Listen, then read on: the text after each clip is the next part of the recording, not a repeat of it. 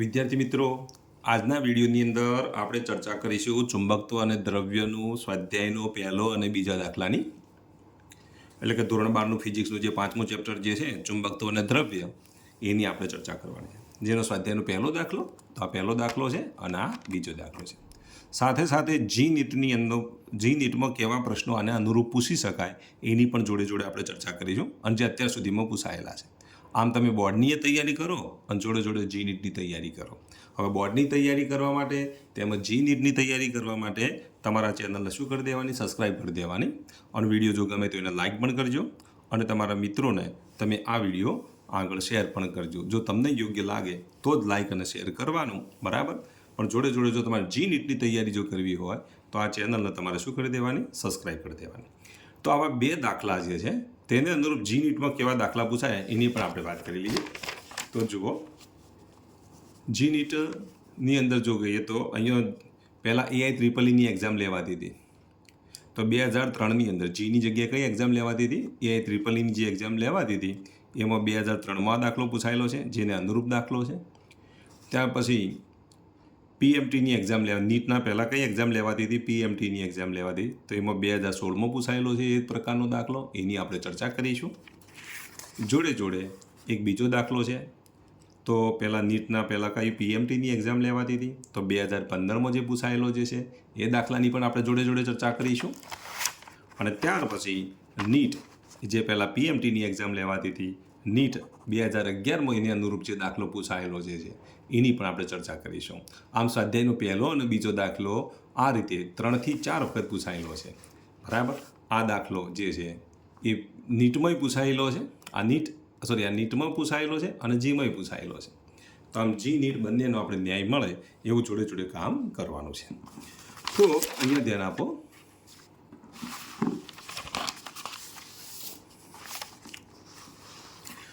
સ્વાધ્યાયનો જે પહેલો દાખલો જે છે એ આ રીતનો છે. એક નાના ગજ્યા ચુંબકને તેની અક્ષ પર, જેની અક્ષ 0.25 ટેસ્લાના નિયમિત બાહ્ય ચુંબકીય ક્ષેત્ર સાથે 30° કોણ બનાવે તે રીતે મૂકેલ છે. તે 4.5 × 10⁻² જેટલું ટોર્ક અનુભવે છે. તેની ચુંબકની મેગ્નેટિક મોમેન્ટનું મૂલ્ય શોધવાનું. તો તમારે મેગ્નેટિક મોમેન્ટનું મૂલ્ય શોધવાનું છે. તો પહેલાં આ દાખલાની તમે જ્યારે શરૂઆત કરો ત્યારે તમને એટલી તો ખબર હોવી જ જોઈએ કે આમાં તમારે રિક્વાયરમેન્ટ શું છે, શું જોઈએ એ તમે નક્કી કરો. તો અહીંયા તમારે ડાયપોલ મોમેન્ટ શોધવાની છે. और ડાયપોલ મોમેન્ટ શોધવા માટે કયા સૂત્રોનો ઉપયોગ થાય એ તમને ખબર હોવી જોઈએ. તો પહેલાં માહિતીનું તમારે શું બનાવી દેવાનું? લિસ્ટ બનાવી દેવાનું. તો અહીંયા જુઓ, આ જે માહિતી આપી છે એ ચુંબકીય ક્ષેત્રની આપી છે. તો અહીંયા ચુંબકીય ક્ષેત્ર B બરાબર કેટલા આપેલા છે? 0.25 ટેસ્લા. બીજી કઈ માહિતી આપેલી છે? ચુંબકીય ક્ષેત્ર સાથે કેટલા અંશનો ખૂણો બનાવે છે? તો ડાયપોલ મોમેન્ટ જે છે એ ચુંબકીય ક્ષેત્ર સાથે 30° ખૂણો બનાવે છે. ત્યાર પછી લાગતું ટોર્ક તમને આપી દીધું છે. ટોર્કનું મૂલ્ય કેટલું છે જુઓ તમે. ટોર્કનું મૂલ્ય 4.5 × 10⁻² જૂલ છે. તો અહીંયા ટોર્ક બરાબર 4.5 × 10⁻² જૂલ. અને ડાયપોલ મોમેન્ટ એમ શોધવાની છે. હવે ચલો, આટલી માહિતી ઉપરથી ટોર્ક શોધવા માટેનું સૂત્ર તમને ખબર હોવી જોઈએ. તો કે ટોર્ક બરાબર આપણે અગાઉના વિડીયોમાં વાત કરી ચૂક્યા કે ટોર્ક બરાબર શું લખાય? MB sin θ. આ સૂત્રની મદદથી તમે ટોર્ક શોધી શકો. તો પહેલાં તો એક સૂત્રની તમને ખબર હોવી જોઈએ. કદાચ કાર્ય શોધવાનું કહે તો અગાઉના વિડીયોમાં આપણે ભણી ચૂક્યા. જો કાર્ય શોધવાનું કીધું તો W બરાબર MB cos θ1 - cos θ2. આ પ્રારંભિક સ્થિતિનો ખૂણો અને અંતિમ સ્થિતિનો ખૂણો. અને જો કદાચ સ્થિતિ ઉર્જા પૂછે તો U બરાબર -MB cos θ. તો આમ 3 સૂત્રોમાં સાઇન વિધેય અને કોસ વિધેયનો ઉપયોગ થાય છે, ખૂણાઓનો ઉપયોગ થાય છે. માટે સ્થિતિ ઉર્જા શોધવાનું કહે, કાર્ય શોધવાનું કહે, ટોર્ક શોધવાનું કહે, તો એના માટે કયા સૂત્રો આવે એ તમને ખબર હોવી જોઈએ. સૂત્રો આવડે તો દાખલો આવડે. એટલે મહેરબાની કરીને પહેલાં તો માહિતીનું લિસ્ટ બનાવી દેવાનું. તેને અનુરૂપ કયું સૂત્ર આવે છે તમને ખબર હોવી જોઈએ. તો હવે આ વિડીયોને તમે પોઝ કરી અને જાતે પ્રયત્ન કરી શકો કે ના કરી શકો. ચલો, માહિતીનું લિસ્ટ બનાવી. ટોર્ક, તો આપી દીધા. M શોધવાના. B આપી દીધા. થીટા આપી દીધા તો એના પરથી તમે એમ ના શોધી શકો, તો એમ તમે શોધી શકો. માટે આ વિડીયોને તમે પોઝ કરી અને પહેલાં એનું મૂલ્ય શોધી કાઢો. તો ડાયપોલ મોમેન્ટનું મૂલ્ય શોધો. તો જુઓ અહીંયા ધ્યાન આપો. ચલો માહિતી ઉપરથી લખીએ તો ટો બરાબર શું લખીશું? MB sin theta. કઈ સૂત્ર આવે છે જો એ તમને ખબર પડી જાય ને, માહિતીનું લિસ્ટ બનાવીને જો આટલું સૂત્ર લખો ને તો એ તમને અડધો માર્ક મળી જાય, એટલું યાદ રાખજો. તો હવે ટોની કિંમત કેટલી? 4.5 ગુણ્યા 10⁻². એમ શોધવાના. બીની કિંમત 0.25. સાઇન થીટા તો sin 30. હવે આ sin 30ની કિંમત તમને ખબર હોવી જોઈએ. sin 30 તો 1/2 અને cos 30 હોય તો √3/2. તો અહીંયા આપણે લખી દઈએ 4.5 ગુણ્યા 10⁻² ઇઝ ઇક્વલ ટુ એમ. આ 0.25 એટલે 1/4 લખાય કે નહીં? 1/4 એટલે 0.25 અને sin 30ની કિંમત કેટલી? 1/2. 45 દુના 90 થાય તો આ 9, 9 ચોગા 36. આ ભાગાકારમાં છે તો આ બાજુ જાય તો ગુણાકારમાં, આ ભાગાકારમાં છે તો આ બાજુ જાય તો ગુણાકારમાં. 4.5 ગુણ્યા 2 કરું તો 9 થશે.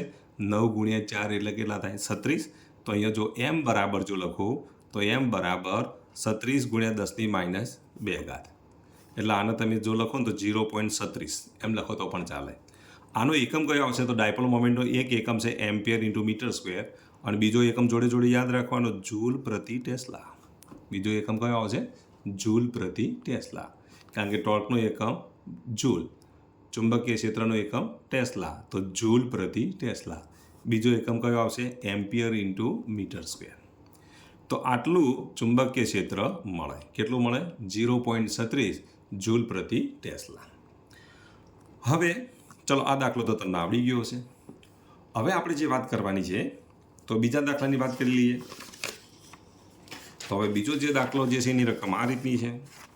તો સ્વાધ્યાયનો બીજો દાખલો. મેગ્નેટિક મોમેન્ટ એમ બરાબર 0.32 જૂલ પ્રતિ ટેસ્લા ધરાવતા એક નાના ગજિયા ચુંબકને 0.15 ટેસ્લાના ચુંબકીય ક્ષેત્રમાં મૂક્યો છે. જો ગજિયા ચુંબકના ક્ષેત્રના સમતલમાં મુક્ત ભ્રમણ કરી શકે તેમ હોય તો તેની કઈ દિશાની ગોઠવણી, જેવી ગોઠવણી આપી છે એક સ્થિર અને બીજી અસ્થિર માટે ચુંબકીય સ્થિતિ ઉર્જા શોધો. તો ગજ્ય ચુંબક જ્યારે ચુંબકીય ક્ષેત્ર સાથે સ્થિર સ્થિતિમાં ગોઠવાયેલ હોય ત્યારે તમારે સ્થિતિ ઉર્જા શોધવાની છે અને અસ્થિર સ્થિતિમાં હોય ત્યારે તમારે ચુંબકીય સ્થિતિ ઉર્જા શોધવાની છે. તો જો બાહ્ય ચુંબકીય ક્ષેત્ર આપી દીધું છે તો અહીંયા હું આકૃતિ દોરું. ધારો કે આ રીતે બાહ્ય ચુંબકીય ક્ષેત્ર આપી દીધું છે. આ બાહ્ય ચુંબકીય ક્ષેત્રને આપણે બી વડે દર્શાવીએ. હવે આ ચુંબકીય ક્ષેત્રની અંદર જ્યારે આ રીતે ગજિયા ચુંબકને ગોઠવેલ હોય તો હંમેશા ચુંબકીય ક્ષેત્રની દિશા કઈ બાજુ હોય? તો N થી S તરફ હોય. જ્યાં પૂંછ હોય ત્યાં તમારે કયો ધ્રુવ લેવાનો? N ધ્રુવ લેવાનો. અને જ્યાં હેડ મૂકેલ હોય ત્યાં તમારે કયો ધ્રુવ લેવાનો? S ધ્રુવ લેવાનો. હવે આ ગજિયા ચુંબકને જો આપણે આ રીતે મૂકી દઈએ તો ધારો કે આ S હોય, અહીંયા N હોય, તો ડાયપોલ મોમેન્ટની દિશા કઈ બાજુ હોય? તો ચુંબકીય ડાયપોલ મોમેન્ટની દિશા S થી N તરફ હોય. હવે આ બાહ્ય ચુંબકીય ક્ષેત્રની દિશા અને S થી Nની દિશા આ બંને સમાંતર ગોઠવાય તો એને સ્થિર સ્થિતિ કહેવાય. અને સ્થિર સ્થિતિમાં હોય તો આ બે વચ્ચેનો ખૂણો કેટલો થાય? ડાયપોલ મોમેન્ટની દિશા અને ચુંબકીય ક્ષેત્રની દિશા સમાન છે તો થીટા બરાબર કેટલા થશે? 0°. તો સ્થિર સ્થિતિ માટે થીટાની કિંમત કેટલી લઈશું? તો 0° લેવાય. હવે અસ્થિર સ્થિતિની વાત કરીએ તો ધારો કે આ રીતે ગજિયા ચુંબકને ગોઠવેલો હોય, આ N ધ્રુવ હોય, આ S ધ્રુવ હોય, તો આ ડાયપોલ મોમેન્ટની દિશા થઈ. N સામે N એટલે આકર્ષણ બળ લાગે એટલે સ્થિર સ્થિતિ થાય. N સાથે S એટલે આકર્ષણ બળ લાગે તો સ્થિર સ્થિતિ થાય. હવે આ સ્થિર સ્થિતિમાં જો ગોઠવાયેલું હોય તો આ ડાયપોલ મોમેન્ટની દિશા અને આ ચુંબકીય ક્ષેત્રની દિશા, તો આ બંને વચ્ચેની જે દિશાઓ જે છે પરસ્પર કેવી છે? વિરુદ્ધ છે. તો આ પ્રતિ સમાંતર ગોઠવાય. પ્રતિ સમાંતર ગોઠવાય તો થીટા બરાબર 180°. ટૂંકમાં સ્થિર સ્થિતિ માટે સમાંતર ગોઠવાય અને અસ્થિર સ્થિતિ માટે બોલો શું કઈ રીતે ગોઠવાય? તો પ્રતિ સમાંતર ગોઠવાય. ધેરફોર થીટા બરાબર અહીંયા આપણે કેટલા લઈશું? 180°. શોધવાની છે સ્થિતિ ઉર્જા. સ્થિતિ ઉર્જાનું સૂત્ર વિચારો. શું શોધવાનું છે અહીંયા? સ્થિતિ ઉર્જા શોધવાની છે. તો સ્થિતિ ઉર્જાનું સૂત્ર તમે વિચારો. તો સ્થિતિ ઉર્જાનું સૂત્ર આમાંથી કયું આવશે? પહેલું, બીજું કે ત્રીજું? તમે નક્કી કરો. તો આ ત્રીજું સૂત્ર સ્થિતિ ઉર્જા માટે છે. સ્થિર અવસ્થા માટે થીટાની કિંમત કેટલી લેવાની? 0. અસ્થિર અવસ્થા માટે થીટાની કિંમત કેટલી લેવાની? 180°. માહિતીનું લિસ્ટ બનાવી દઈએ. ચલો માહિતીનું લિસ્ટ બનાવીએ તો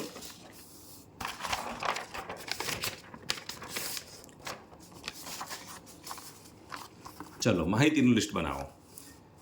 ડાયપોલ મોમેન્ટ એમ આપી દીધા છે, એમ બરાબર 0.32 જૂલ પ્રતિ ટેસ્લા. ત્યાર પછી બીજી કઈ માહિતી આપી છે? 0.25 ચુંબકીય ક્ષેત્ર આપી દીધું છે, બી બરાબર 0.15 ટેસ્લા. હવે ક્ષેત્રને સમાંતર એટલે કે સ્થિર અવસ્થા માટે આપણે અહીંયા શું શોધવાનું છે? સ્થિતિ ઉર્જા યુ શોધવાના છે, બરાબર. પહેલો દાખલો છે સ્થિર અવસ્થા માટે. સ્થિર અવસ્થા માટે તમે શું લખશો? તો હવે વિડીયોને તમે પોઝ કરી દો અને થીટા બરાબર કેટલા લેવાના? 0°. વિડીયોને પોઝ કરીને પહેલાં તમે આની કિંમત શોધો. તો સ્થિતિ ઉર્જાનું સૂત્ર કયું આવે તો તમને ખબર હોવી જોઈએ. તો યુ બરાબર -mb cos થીટા. એમની કિંમત 0.32 ગુણ્યા 0.15 ગુણ્યા cos 0. cos 0ની કિંમત 1. તો અહીંયા કેટલા આવશે? 0.32 ગુણ્યા 0.15 ગુણ્યા cos 0ની કિંમત 1. તો અહીંયા જુઓ, આના 16 કરી દો અને અહીંયા કેટલા કરી દો? આના અડધા કરો તો 16 થાય ને, તો આના ડબલ કરો તો 3 થાય. 0.3 અને 0.16, 16 3 48 એટલે 16 3 48 થાય. તો અહીંયા 0. કેટલા થશે?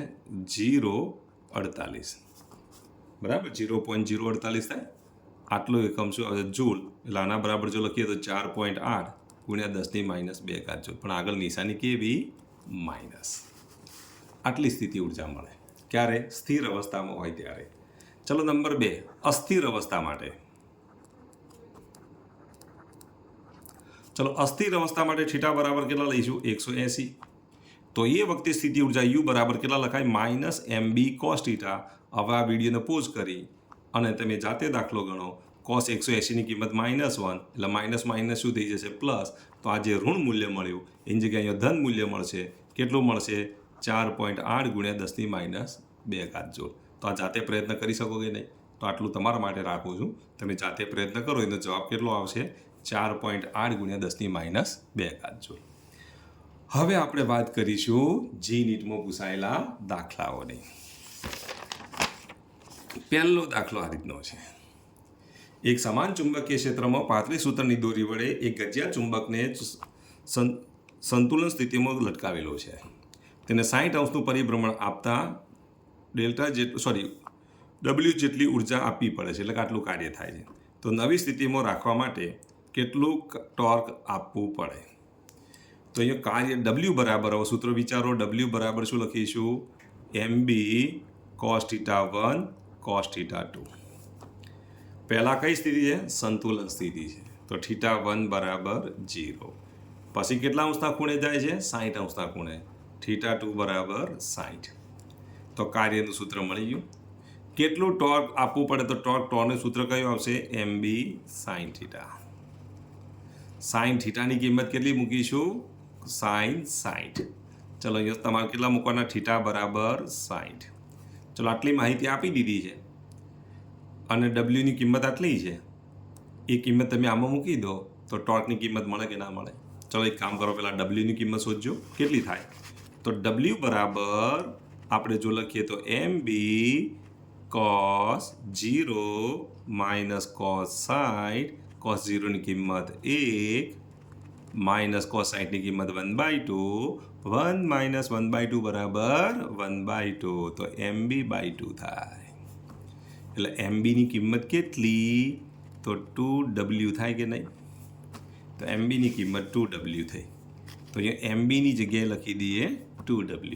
તો અહીંયા લખી દઉં 2w sin 60. sin 60ની કિંમત કેટલી? તો લખી દઉં √3/2. આ 2 ઉડી જશે. તો √3w જવાબ આવે કે ના આવે? કેટલો જવાબ આવશે? √3w. તો જવાબ કયો આવે? તો ડી જવાબ આવે. તો કેટલું ટોર્ક આપવું પડે? તો √3w જેટલું ટોર્ક આપવું પડે.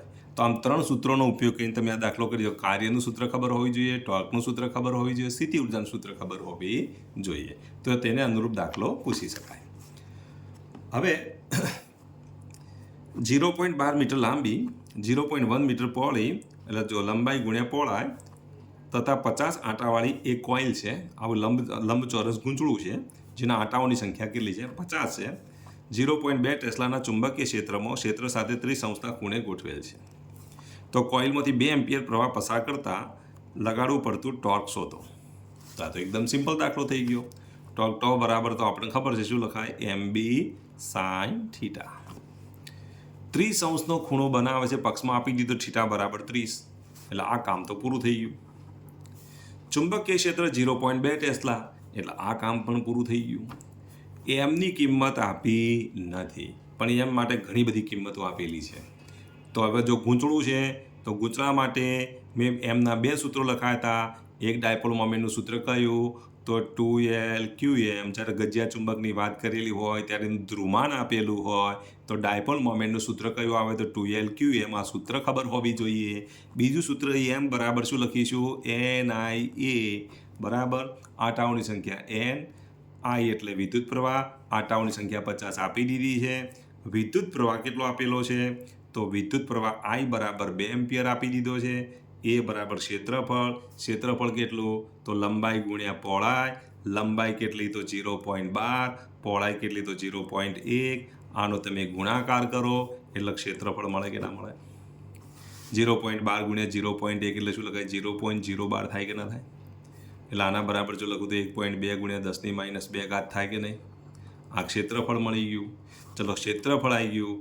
આટાઓની સંખ્યા 50 લખી દો તો ગુણ્યા 50 કરી દો, પ્રવાહની કિંમત 2 મૂકી દો એટલે ડાયપોલ મોમેન્ટ મળી જશે. એમાં 0.2 ગુણ્યા sin 30 એટલે 1/2. આનું સાદુરૂપ આપો તો ટોર્કની કિંમત તમને મળે. તો કયું ટોર્ક મળે, હવે તો તમને બધી માહિતી મેં તમને આપી દીધી છે, માટે તમે જાતે પ્રયત્ન કરજો કે આનો સાચો જવાબ કયો આવે. હું તમને સોંપી દઉં છું. હવે આનો જવાબ જે છે એ તમે કોમેન્ટ બોક્સમાં મને જણાવજો કે આનો સાચો જવાબ કયો છે. ત્યાર પછી હવે જુઓ એક બીજો દાખલો છે. 0.16 ટેસ્લાના સમાન ચુંબકીય ક્ષેત્રમાં 0.4 જૂલ પ્રતિ ટેસ્લાના મેગ્નેટિક મોમેન્ટ ધરાવતા એક નાના ગજિયા ચુંબકને સમતોલન અવસ્થામાં રહેલો છે. તો તેની સ્થિતિ ઉર્જા શોધો. સમતોલન સ્થિતિમાં રહેલ છે. હવે સમતોલન સ્થિતિમાં રહેલ હોય તો થીટા બરાબર કેટલા લખીશું, 0 અંશ. આપણો ગોલ કયો છે, સ્થિતિ ઉર્જા શોધવાનો. સ્થિતિ ઉર્જા U બરાબર -MB cos થીટા. થીટાની જગ્યાએ તમે 0 મૂકી દો, એમની જગ્યાએ કેટલા મૂકીશું, 0.4 મૂકી દો, અને બીની જગ્યાએ કેટલા મૂકી દો, 0.16 મૂકી દો.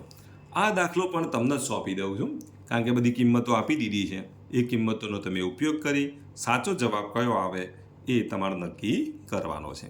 કારણ કે cos 0 એટલે 1, M ડાયપોલ મોમેન્ટ કેટલી છે, 0.4, 16 ચોક 64 મને તો અહીંયા દેખાઈ આવે છે. હવે કયો જવાબ આવશે એ હવે તમારે નક્કી કરવાનો છે. બરાબર, 4માંથી કયો જવાબ હશે એ તમે કેલ્ક્યુલેટરનો ઉપયોગ કર્યા વગર આનો જવાબ લાવવાનો છે. આ જવાબ પણ તમારે કોમેન્ટ બોક્સમાં જણાવવાનો છે.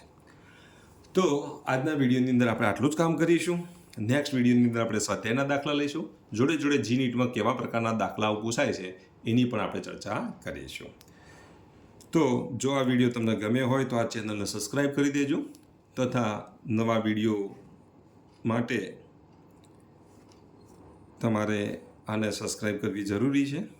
તથા નવા વિડીયોની અંદર GNETમાં કેવા પ્રકારના દાખલા પૂછાય છે એની પણ આપણે જોડે જોડે ચર્ચા કરીશું. તો અહીંયા આપણે આ વિડીયો પૂર્ણ કરીએ છીએ.